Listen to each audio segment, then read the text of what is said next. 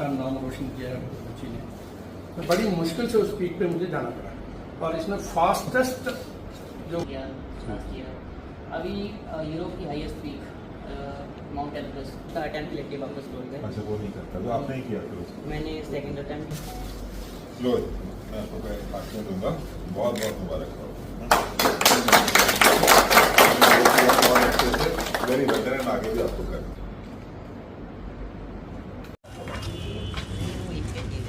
ये सब जड़ा मैंने चले मैं कि सेकंड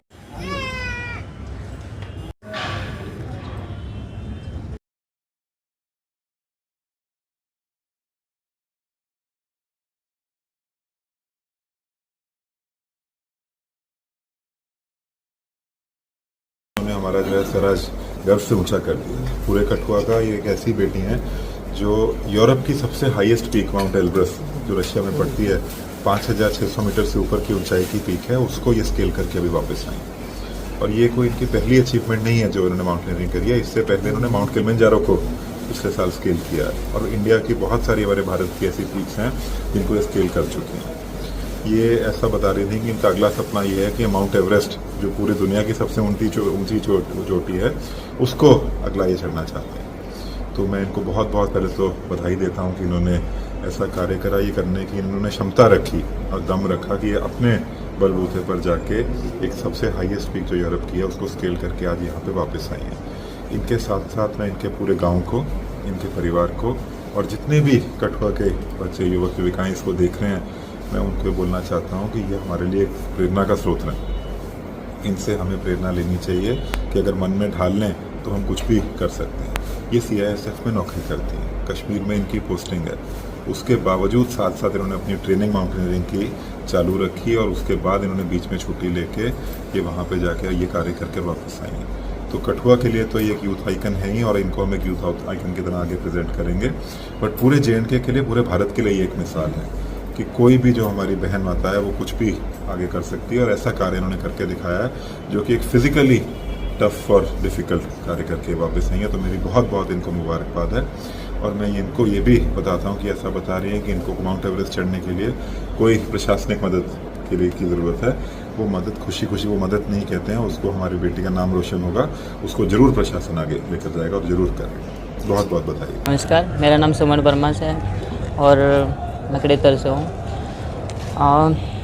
ये मेरे लिए एक बहुत बड़ी उपलब्धि है। जैसे कि यूरोप जाके वहाँ पे अपने देश के झंडे को फहराना एक बहुत बड़ी बात है। तो मुझे काफ़ी अच्छा लग रहा है कि मैंने ये सब किया और आगे भी ऐसे ही करते रहेंगे। तो ये यूरोप की हाईएस्ट, यूरोप महाद्वीप की सबसे ऊंची चोटी है जो कि रशिया में फॉल करती है, जिसका नाम माउंट एल्ब्रस है और इसकी हाइट 18,510 फीट है।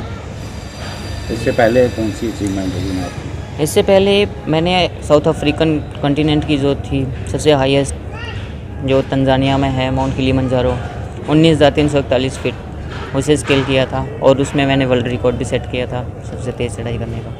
तो कौन से डिपार्टमेंट में जॉब करते हैं? मैं CISF में हूँ और अभी श्रीनगर में पोस्टेड हूँ।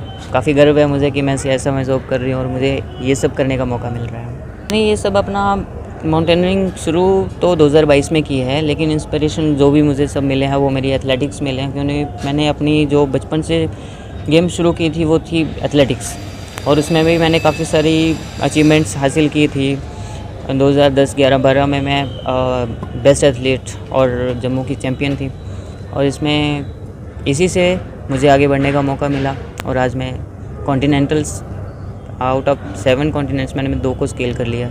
ऐसा नहीं है कि बेटियां बाहर नहीं आ रही हैं, बेटियां बाहर आ रही हैं और मेरा उन सबको मैसेज यही है कि जो नहीं आ रहे हैं वो भी बाहर आएँ और कुछ ना कुछ करें, किसी भी फील्ड में आएँ और अपने गांव का नाम रोशन करें, क्योंकि आजकल बेटा बेटी में फ़र्क नहीं होना चाहिए और मेरा भी यही नारा है कि बेटा बेटी एक समान। सरकार को इसके लिए कड़े कानून बनाने चाहिए और हर किसी को अपने घरों में अपने बेटों को भी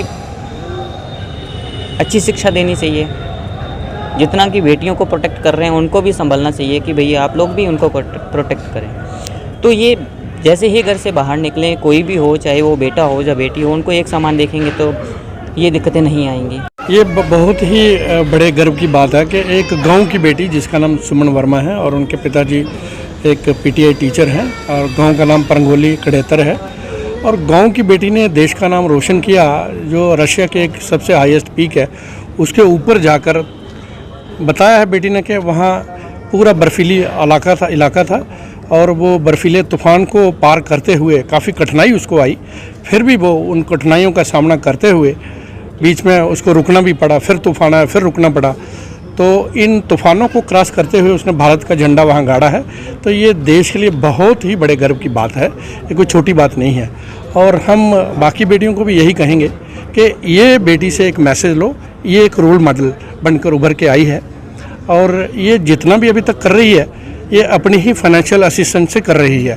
तो आज हम डीसी साहब के पास आए थे, उन्होंने भी इनको काफ़ी सराहा है, अप्रिशिएट किया है। तो हमने उनसे कहा है कि फाइनेंशियल एड के लिए अगर इस बच्ची को कोई फाइनेंशियल एड गवर्नमेंट की तरफ से मिल जाए तो ये लड़की और बहुत कुछ देश का नाम रोशन कर सकती है, समाज का नाम रोशन कर सकती है। तो उन्होंने भी हमें आश्वासन दिया है कि हम इसके लिए कुछ ना कुछ कदम उठाएंगे। मेरा नाम सरदारी लाल है, तो वैसे मैं टीचर हूँ और ये मेरी लड़की सुमन वर्मा है। गांव का नाम है कड़ेतर परंगोली, इसको बोलते हैं। बड़ा गांव जो है तहसील डिंगा में और डिस्ट्रिक्ट कठुआ। तो बेटी सुमन वर्मा जो है ये बेटी नहीं है, ये कई बेटों से बढ़कर जो है हमारे ये बेटा है। तो ये बहुत बोल्ड पढ़ती है, जब ये पढ़ाई में थी तब भी बहुत इसने बोल्डनेस जो दिखाई है और बेस्ट एथलीट रही है, बहुत सारे मुकाम हासिल किए इसने। तो इसके साथ साथ इसने हमारी भी कहीं अधिक पहचान बढ़ाई है जो हम नहीं जानते। So hello everyone. सो आज भी मैं आप सभी के लिए एक बहुत ही इम्पोर्टेंट इन्फॉर्मेशन लेकर आई हूँ। सो जैसा मैंने आपको अपनी प्रीवियस वीडियो में भी बताया था कि जेकेपी कांस्टेबल की फॉर्म सबमिशन की जो डेट है वो एक्सटेंड हो चुकी है और 8 अगस्त को होगी है, जो अभी आप सभी के बहुत ही नज़दीक भी आ रही है। तो जल्दी से जल्दी अपनी प्रिपरेशन को शुरू कर लीजिए। तो आप सभी को पता ही है कि कॉलेज भी अभी लग चुके हैं और कॉलेज की जो टाइमिंग रहती है मोस्टली वो हमारे जो बैच टाइम है उसके साथ क्लैश कर रही है। बहुत सारे आईटीआई की भी हमें क्यूरीज आ रही थी और उनको भी चाहिए था कि उनको एक इवनिंग की टाइमिंग चाहिए है। तो कॉलेज के स्टूडेंट के लिए और आईटीआई के स्टूडेंट्स के लिए और जो भी वर्किंग स्टूडेंट्स हैं उन सभी के लिए हम एक नया बैच स्टार्ट करने जा रहे हैं जिसकी टाइमिंग रहेगी 3 से 5 और डेमो क्लासेस आज से ही स्टार्ट हो रही है। 3 दिन की आपको फ्री डेमो क्लासेस मिलेगी और आप जितनी जल्दी हो सके हमारे आईबीटी इंस्टीट्यूशन को ज्वाइन कीजिए। और इसके अलावा बहुत सारे स्टूडेंट्स को ये भी डाउट रहता है कि पता नहीं इंस्टीट्यूशन वाले पढ़ाते कैसे हैं, टीचर कैसे डील करते हैं। तो इस सब के लिए आप हमारे स्टूडेंट की ही जुबानी सुन सकते हो। Hello everyone, my self Neeraj, I am student of IBT Kathua. मुझे यहाँ आते हुए 1 महीना हो गया लगभग और जो भी हमें जो पढ़ाते हैं वो लेक्चर जो है अप टू डेट रहता है और जो हमारा जो ओवरऑल जो आईबीटी का एक्सपीरियंस रहा बहुत ही अच्छा रहा। I am grateful to be part of IBT Kathua. Thank you. जो है हमारे ये बेटा है, तो ये बहुत बोल्ड पढ़ती है, जब ये पढ़ाई में थी तब भी बहुत इसने बोल्डनेस जो दिखाई है और बेस्ट एथलीट रही है, बहुत सारे मुकाम हासिल किए इसने। तो इसके साथ साथ इसने हमारी भी कहीं अधिक पहचान बढ़ाई है जो हम नहीं जानते। इसकी बदौलत तो वो हमें भी जानते हैं। क्या कहना चाहते हैं? तो हमें इस पर बहुत फ़ख्र है। इसने अपने गांव का नाम, अपने तहसील का, डिस्ट्रिक्ट का और भारत का जो नाम है ऊंचा किया है, बुलंद किया है। और अपने देश का झंडा जो है आप पिछले साल इसने तंजानिया की हाईएस्ट पीक जो है किलिमंजारो पे फहराया था 15 अगस्त को। और इस बार जो रशिया की हाईएस्ट पीक जो है एल्ब्रस जो है तकरीबन 20,000 फीट की हाइट है वो वहाँ क्लाइंब किया इसने, वहाँ अचीवमेंट ली है। तो बहुत सारी मुश्किलों का सामना करते हुए इसने जो अचीवमेंट ली है हम इसको इमेजिन नहीं कर सकते हैं।